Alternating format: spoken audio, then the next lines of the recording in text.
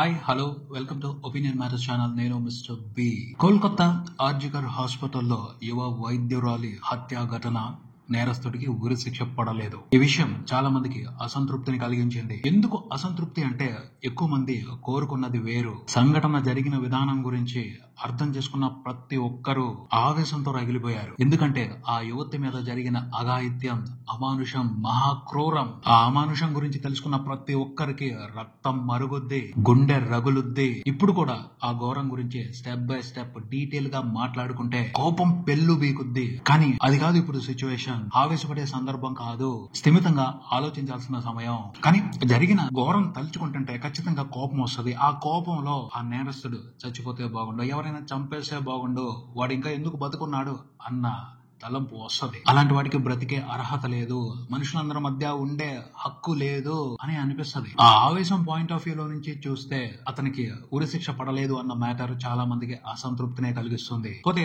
అతనికి ఉరి శిక్ష పడలేదు అన్న మ్యాటర్ కొంతమందిని సర్ప్రైజ్ కూడా చేసింది. ఎందుకంటే పెద్ద పెద్ద మేధావులు కూడా ఖచ్చితంగా ఉరి శిక్ష పడుతుందని ఎక్స్పెక్ట్ చేశారు. అలా జరగలేదు. చాలా తక్కువ మంది మాత్రమే స్థిమితంగా ఈ శిక్ష గురించి ఆలోచించే అవకాశం తీసుకుంటున్నారు.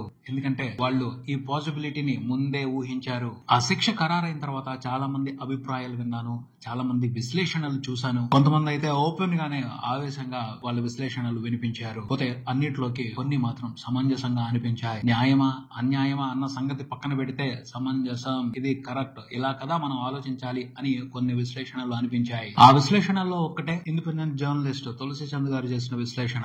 ఆవిడ వీడియో మొత్తం చూసిన తర్వాత నాకు ఒక్కటే అనిపించింది, లెస్స పలికారు తులసి గారు అని. కొంతమంది ఉన్నారు ఇది ఒక వీక్ మూమెంట్, దాన్ని పట్టుకుని స్ట్రాంగ్ ఎమోషన్ అప్లై చేయొచ్చు. సో ఇన్స్టెంట్ గా జనాల్లో రోషాన్ని రెచ్చగొట్టి దందా చేస్తున్నారు. ఇవాళ రేపు ఇన్ఫర్మేషన్ ఇవ్వటం కాదు, ఇన్ఫర్మేషన్ అమ్మటం, న్యూస్ అమ్మటం, ఇదే కదా చాలా పెద్ద బిజినెస్. వాళ్ళ బిజినెస్ వాళ్ళు మొదలు పెట్టేశారు. కానీ అవసరమైన చర్చ జరగట్లేదు. అసలైన పరిష్కారం గురించి ఎక్కువ ఆలోచించటం లేదు. అది బ్యాడ్ లక్. ఇన్స్టెంట్ గా ఆ ఎమోషన్ గురించి ఆవేశపడిపోయి దాన్ని సాటిస్ఫై చేసుకుని కామ్ అయిపోతున్నారు. పోతే ఇక్కడ బ్యాడ్ లక్ ఏమిటి అంటే ఎమోషన్ తో ఆడుకునే వాళ్ళ వైపే ఎక్కువ మంది ఆకర్షించబడుతున్నారు. నిజం ఇది, ఇలా ఆలోచించాలి, ఇలా ఆలోచించకూడదు అని విడమరిచి వివరంగా చెప్పే వాళ్ళ వైపు ఎక్కువ మంది చూడటం లేదు. ఏదో చూసినా సరే ఆ వివరాలని అర్థం చేసుకునే అవకాశం తీసుకోవటం లేదు. ఈ సమస్యకి సరైన పరిష్కారం ఏమిటి అని చాలా కొద్ది మంది, అతి కొద్ది మంది మాత్రమే ఆలోచిస్తున్నారు. అందుకనే ఇలాంటి దుర్మార్గాలకి సరైన పరిష్కారం దొరకట్లేదు. ఎంత కఠినమైన చట్టాలు ఉన్నా మళ్ళీ మళ్ళీ అలాంటి నేరాలు జరుగుతున్నాయి. ప్రతి ఒక్కరికి ఏ విషయానికి సంబంధించిన ఒక అభిప్రాయం ఉంటుంది. ఆ అభిప్రాయాన్ని బలపరిచే వాళ్ళనే నేచురల్ గా ఎవరైనా ఎక్కువ ఇష్టపడతారు. దాన్ని ఉపయోగించుకునే ఆ అభిప్రాయానికి ఎక్కువ గ్లామర్ జోడించి కొంతమంది వ్యూస్ కోసం ఎమోషన్ ని రెచ్చగొడుతున్నారు, రోషాన్ని క్యాష్ చేసుకుంటున్నారు. అది కరెక్ట్ కాదు. ప్రతి ఒక్కరికి అభిప్రాయం ఉండాలి. ఎవరి అభిప్రాయం వాళ్ళకి ఉండటం తప్పు కాదు. కాకపోతే ఆ అభిప్రాయం కరెక్టా కాదా సరి చూసుకోవాలి. ఆ క్లారిటీ ఎలా వస్తుంది అంటే ఎవరైనా మంచిగా విశ్లేషణలు చేసి సరిగ్గా మీనింగ్ఫుల్ గా వివరించి చెప్పినప్పుడు అభిప్రాయానికి సంబంధించి క్లారిటీ తీసుకునే అవకాశం ఉంటది. అంటే విశ్లేషణలు చేసేవాళ్ళు, ఇన్ఫర్మేషన్ ఇచ్చేవాళ్ళు, న్యూస్ చెప్పేవాళ్ళు ఎక్కువ క్లారిటీ ఇవ్వలేరు. ఎక్కువ మంది మిడిమిడి జ్ఞానంతోనే వాళ్ళ నాలెడ్జ్ ని ఎక్కువ మందికి పంచే ప్రయత్నం చేస్తున్నారు. అలాంటి విశ్లేషణల మూలంగా, అలాంటి ఇన్ఫర్మేషన్ మూలంగా అభిప్రాయానికి సంబంధించి సరైన క్లారిటీ తీసుకునే అవకాశం ఉండదు. కొంతమంది అటెన్షన్ కోసం కొన్ని అభిప్రాయాలు తప్పైనా ఎక్కువ మంది దీనికే ఫిక్స్ అవుతున్నారు కాబట్టి అని వాటిని బలపరుస్తూ ఉంటారు. అలాంటి విశ్లేషణల మూలంగా, అలాంటి అభిప్రాయాల మూలంగా సమాజానికి మంచి జరగదు. కానీ కొంతమంది ఉంటారు, ఎవరు విన్నా వినకపోయినా, ఎవరు పట్టించుకున్నా పట్టించుకోకపోయినా తప్పు అంటే ఇది తప్పే అని బలంగా చెప్తారు, కరాఖండిగా చెప్తారు. దానివల్ల సమాజానికి ఉపయోగం ఉంటది, సమస్యలకు సరైన పరిష్కారాలు దొరుకుతాయి, సమాజం బాగుపడుద్ది. తులసి చంద్ గారు కూడా అలాంటి వారే. అలాంటి వాళ్ళ మూలంగా మన అభిప్రాయాలు కరెక్ట్ అవుతాయి. నిజంగా అలాంటి విశ్లేషణలు ఓ మంచి అవకాశం మనం సరైన మార్గంలో వెళ్ళటానికి, సరిగ్గా ఆలోచించడానికి. ఇప్పుడు ఇదంతా ఎందుకు చెప్తున్నాను అంటే కోల్కతా యువ వైద్యురాలు హత్య ఘటనకు సంబంధించిన నేరస్తుడికి ఉరి శిక్ష పడలేదు అని చాలా మంది క్షోభ పడిపోతున్నారు. అలాంటి వాళ్ళందరూ కూడా తులసి చంద్ గారి వీడియో చూడండి, మీ క్షోభకి చాలా వరకు ఉపశమనం దొరుకుద్ది. జరిగిన ఘోరానికి ఉరి శిక్ష అయితే సరైన శిక్ష కాదు.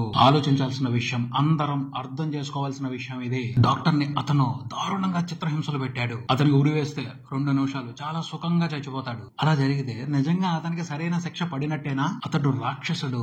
రాక్షసుడికి మోక్షం ఇచ్చి రిలీఫ్ ఇచ్చేస్తున్నారు. ఆ నేరస్తుడి జీవన విధానాన్ని పరిశీలిస్తే బంగారు భవిష్యత్తు గురించి ఊహలేమీ లేవు. ఏదో సాధించాలి అన్న తపన లేదు. జీవితంలో ఉన్నతంగా ఎదగాలి అనే క్రమశిక్షణతో కష్టపడటం కూడా లేదు. జులాయిగా సవ్యత లేని, వివరం లేని దుర్భరమైన బతుకుతున్నాడు. అలాంటి వాడికి ఉరి వేయటం అంటే భూమి మీద అతను పడుతున్న కష్టాల నుంచి ఉపశమనం ఇచ్చి విముక్తి చేయటమే అవుతుంది. అది శిక్షలే అవుతుంది, ఒక రకంగా వరం అవుతుంది. అతనికి కన్ఫామ్ ఉరి వేయాలి అంటూ అందరూ కోరుకుంటూ అతనికి వరవేస్తున్నారు. అది సరైన శిక్ష కాదు. సరైన శిక్ష అంటే అతను చేసిన పాపం శాపంలా, భూతంలా వెంటాడాలి. మానసికంగా అతను చిత్రవద అనుభవించాలి. ఆ పాపం ఎందుకు చేశాను అని కుమిలిపోవాలి. ఆ పాపాన్ని వదిలించుకోవడం కోసం, ప్రాయశ్చిత్తం చేసుకోవడం కోసం పరితపించిపోవాలి. తప్పించి ఆ తర్వాత అతను మారాలి. అది అసలైన శిక్ష. బ్రతుకుంటే ఆ శిక్ష అంతా అనుభవించే అవకాశం ఉంటది. చనిపోవడం ఏముంది, నిమిషాల్లో పని. ఇప్పుడు మనం ఆలోచించాలి, ఏది సరైన శిక్ష?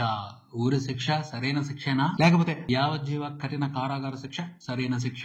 పోతే ఇక్కడ ఒక విషయాన్ని మాత్రం ప్రజలందరూ ముక్త కంఠంతో డిమాండ్ చేయొచ్చు. కఠిన కారాగార శిక్ష అంటే జైల్లో పెట్టి ముప్పొద్దుల మేపటం కాకుండా ఇలాంటి ప్రత్యేకమైన కేసులకు సంబంధించిన నేరస్తుల్ని మిగతా నేరస్తుల నుండి సపరేట్ చేసి ప్రత్యేకమైన శిక్షలు అమలు చేయాలి. మన దేశ న్యాయ వ్యవస్థ విధించే శిక్షల్లో హింస లేదు, హింసకి అవకాశం ఇవ్వలేదు. పరివర్తన తీసుకురావటమే శిక్ష. అందరికీ అలా కాకుండా ఇలాంటి ప్రత్యేకమైన నేరస్తుల కోసం కొత్త శిక్షలు రూపొందించాల్సిన అవసరం ఉందని అనిపిస్తుంది. కొత్త శిక్షలు ఏర్పాటు చేసి అవి ఎలా జరుగుతాయో జనాల్లోకి బలంగా ప్రచారంలోకి తీసుకువెళ్ళాలి. తప్పదు, సమాజానికి మంచి జరగాలి అనుకున్నప్పుడు కొన్ని కఠినమైన నిర్ణయాలు తీసుకోవాలి. కఠినమైన శిక్షలు ఉన్నప్పుడే మృగాలు అదుపులో ఉంటాయి. అందుకోసం ఏం చేయాలి అని ఆలోచించాలి. అలాంటి వాటి కోసం చర్చించడానికి ముందుకు రండి. ఆ డిమాండ్ వినిపించండి బలంగా. అంతేగాని చంపేయటం అనేది చాలా సులువైన, మృదువైన, సున్నితమైన శిక్ష. పోతే ఇది నా అభిప్రాయం, తులసిచంద్ గారు చెప్పలేదు. తులసిచంద్ గారు ఇంకొక విధంగా విశ్లేషణ చేశారు. ఉరి శిక్ష అనేది జరుగుతున్న నేరాలకి ఎప్పుడూ కూడా సరైన పరిష్కారం కాదు.